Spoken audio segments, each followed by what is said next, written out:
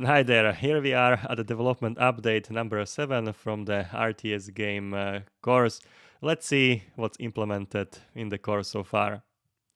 From the last video, I've implemented the functionality for the goblin to attack the player. So when I will go closer to the goblin in the attack range or the detection range, the goblin will start chasing me, and when it will go close enough, it will start attacking me. And you see there is a floating text displayed, also the red flash when the damage will happen, and also there's a dead animation. Okay, we can see it better. I'll go closer here.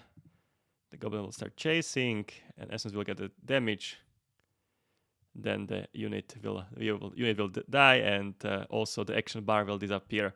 You can see it one more time when I will get closer with my worker unit to the goblin, and I want to start building the tower. You see this will also cancel the action of the building.